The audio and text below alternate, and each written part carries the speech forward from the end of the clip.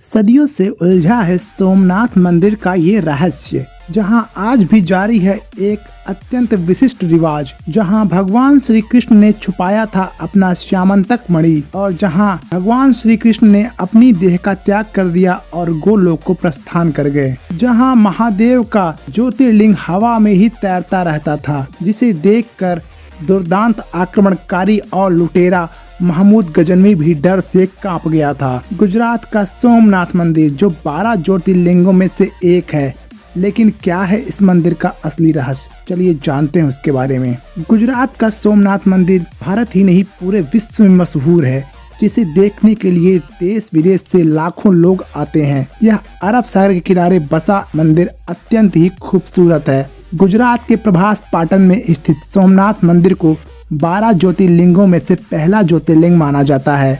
इस मंदिर को अनेकों आक्रमणकारियों द्वारा तोड़ा गया, किंतु हर बार इसे दोबारा बनाया गया था। इस मंदिर की जानकारी शिव पुराण, ऋग्वेद, महाभारत, विष्णु पुराण जैसे ग्रंथों में मिलते हैं। 7वीं सदी में वल्लभी, जो गुजरात का एक ऐतिहासिक नगर था, के राजाओं ने इस मंदिर का जीर्णोद्धार करवाया।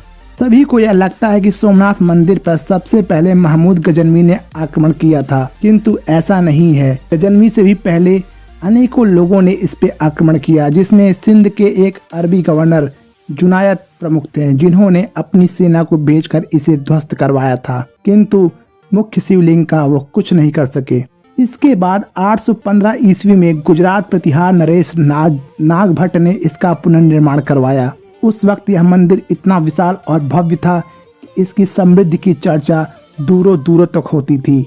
उसी समय अरब यात्री अल-बरूनी भी इस जगह आया और इस मंदिर को देखने के बाद इसकी भव्यता और दिव्यता का वर्णन इसने अपनी पुस्तक में किया और उसने यहाँ के दौलत और ऐश्वर्य और चमत्कारों का ऐसा भव्य वर्णन किया कि उसे पढ़कर महमूद गजनवी को लगा कि गुजरात में एक ऐसा मंदिर है जिसमें सोने चांदी की मूर्तियां हैं और जहां धन का ऐसा विशाल भंडार है कि उसे 50 वर्षों तक अपने राज्य में किसी कर को लगाने की जरूरत नहीं पड़ेगी। यहाँ एक ऐसा चमत्कार है कि शिवलिंग हवा में उड़ता है और संपत्ति से भरा हुआ है। इस चमत्कार को सुनकर 1025 ईस्वी में गजनवी अपनी घुड़सवार सेना के साथ यहाँ आया। जिस समय उसने मंदिर पर आक्रमण किया, उस वक्त मंदिर में पूजा चल रही थी। ऐसा दावा किया जाता है कि इस दौरान 50,000 लोग इस मंदिर के अंदर पूजा कर रहे थे। सभी पर सेना ने आक्रमण कर दिया और सभी का कत्ल कर दिया। जब महमूद गजनवी गर्भगृह के अंदर पहुंचा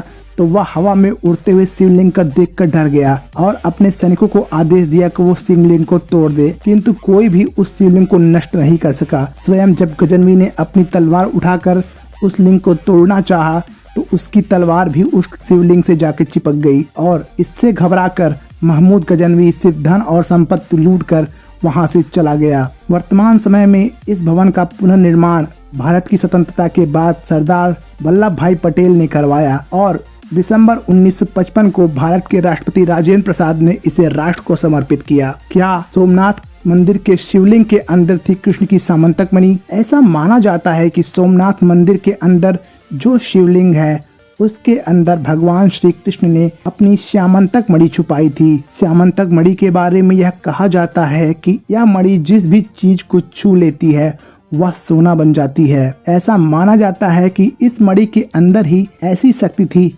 जिसके कारण वह शिवलिंग हवा में तैरता रहता था। एक अन्य मान्यता के अनुसार जब श्री कृष्ण भालुका तीर्थ पर विश्राम कर रहे थे, तब एक शिकारी ने उनके पैर के तलवों में बने पदचिन्ह को देखकर उसे हिरण की आंख समझकर अनजाने में ही तीर मार दिया और भगवान श्री कृष्ण ने यहीं पर देह त्याग करके वैकुंठ को गमन किए। इस स्थान पर एक बहुत ही भव्य श्री कृष्ण का मंदिर बना हुआ है। कुछ विद्वानों का मानना है कि शिवलिंग के ऊपर और नीचे कुछ ऐसे पत्थर लगे हुए थे जिससे एक मैग्नेटिक फील्ड बनती थी, जिसके कारण ही शिवलिंग हवा में उड़ता था। चाहे जो भी बात रही हो, पर ऐसा दावा किया जाता है कि जब गजनवी यहाँ आया था तो उस वक्त शिवलिंग हवा में उड़ता था। सोमनाथ का मंदिर सबसे प्राचीन माना जाता है।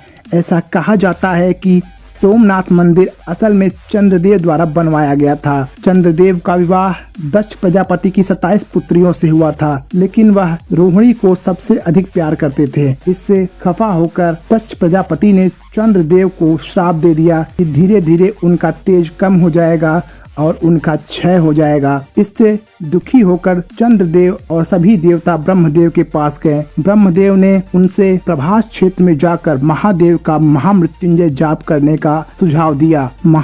चंद्रदेव ने महादेव का महामृत्युंजय जाप किया, जिससे प्रसन्न होकर महादेव ने उन्हें आशीर्वाद दिया कि अमावस से पूर्णिमा के बीच उनका तेज बढ़ेगा और पूर्णिमा से अमावस के बीच उनका तेज धीरे धीरे कम होगा। ऐसा करके दक्ष का श्राप भी रह जाएगा और चंद्रमा की रक्षा भी हो जाएगी। ऐसे में चंद्रदेव ने सोमनाथ शिवलिंग की स्थापना की। इसका असली इतिहास किसी को नहीं पता और ना ही इस बात का उल्लेख मिलता है कि यह कब बनवाया गया। इस मंदिर पर महमूद गजनवी, खिलजी, मुजफ्फर शाह, महमूद शाह बेंगड़ा, औरंगजेब कई लोगों ने आक्रमण किया, लेकिन हर बार इसे दोबारा बनवाया गया। सोमनाथ मंदिर के पास ही स्थित है बाण स्तंभ। यह एक अत्यंत ही रहस्यमय स्तंभ है। यह स्तंभ 6ठी शताब्दी से वहाँ मौजूद है और इसका वर्णन अनेकों ग्रंथों में किया गया है। इस स्तंभ के ऊपर एक लेख लिखा है, असामुद्रांत दक्षिण ध्रुव पर्यांत अबाधित ज्योतिमार्ग, यानी इस बिंदु से दक्षिणी ध्रुव तक सीधी रेखा खींची जा सकती है। अर्थात यह स्तंभ जहां मौजूद है वहां से लेकर